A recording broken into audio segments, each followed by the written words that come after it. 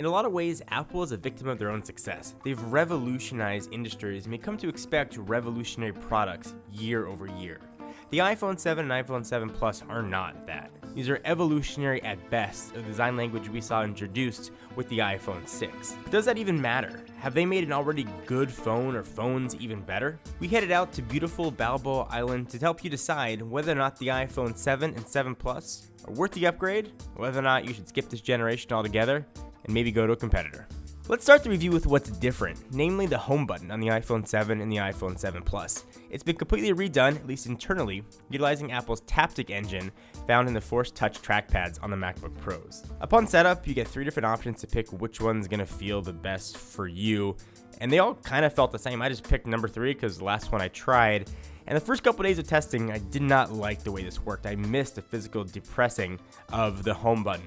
But after that first 3 to 4 days, I started to enjoy the home button, and beyond that, I didn't have any false reads. It read my fingerprint almost 100% of the time, something that I certainly couldn't say with previous generation phones. The design language on the iPhone 7 is very familiar to the last 2 generations of phone. The antenna bands have been moved, and I'm definitely going to talk about the removal of the headphone jack, but it looks like a very similar phone, save for the new black color and the new jet black color.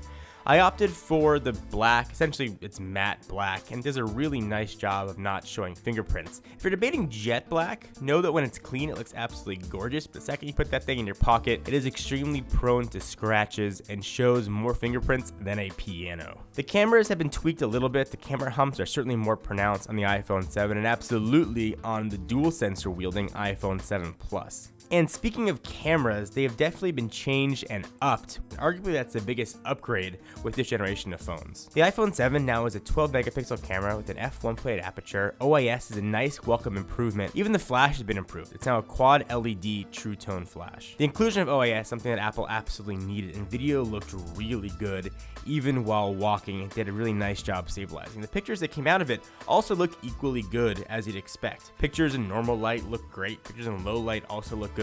Even with the flash turned off. The flash turned on, it looked a lot better than I've seen in previous generation phones. Now, having said that about the iPhone 7, you can't really gauge how good that picture looks because the resolution on that screen is still 1334 by 750, a resolution that has not changed in years and is now so far outdated by even mid-range Android phones. I really try to temper myself and not get too caught up in resolution being the most important. But this isn't even a 1080 screen. That comes down to being able to see content on the display. You just can't see that much on the iPhone 7. Although I like the way the phone feels in the hand, I found myself looking more towards the iPhone 7 Plus because at least that has a 1920 by 1080 screen. I think that's a big knock on the iPhone. They've done an incredible job cramming cutting-edge technology, but the thing you look at to interact with the phone is extremely last gen, and saying the last gen is being very friendly. And speaking of the 7 Plus, Apple's done a lot of stuff with that camera. In fact, they've doubled it. You know, I have 2 12 megapixel wide angle and telephoto cameras. Wide angle's got an f1.8 aperture and the telephoto has an f2.8 aperture. And now we've got real legit optical zoom here at 2 times, digital zoom up to 10. They give you a little icon on the screen, you tap it, and you zoom right in without any sort of pixelation. You can also zoom in while you're recording at slow motion, which it does at 1080 120 frames per second, and it looks absolutely incredible coming out of the iPhone 7 Plus, even the iPhone 7. I really love the slow-mo video. It's not surprising to say this is the best generation of cameras Apple's ever produced, because it's the most recent generation of cameras Apple's ever produced, but it's true, the cameras are really nice here on the iPhone 7. I've said this before in previous reviews, but I have dropped my phone in the toilet. And while being incredibly gross, I've also ruined a few phones by getting them wet.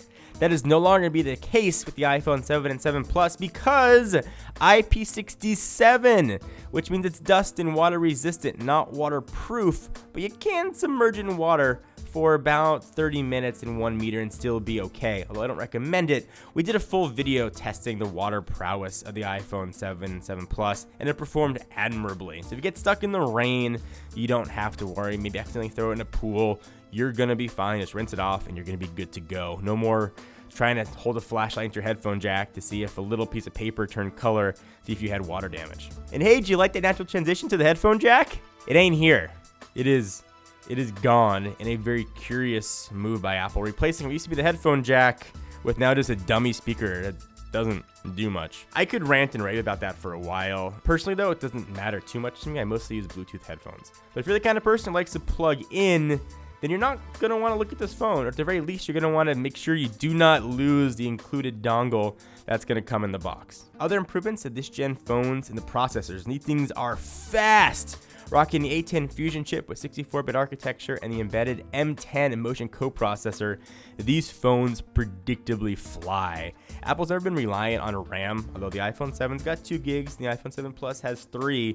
Both feel very, very fast, but it still is iOS 10, and again, whether you love it, loathe it, hate it, or somewhere in between, it is the best version of iOS 10. For every pro of the iPhone 7 and 7 Plus, there's a con. The biggest cons for me are the screens.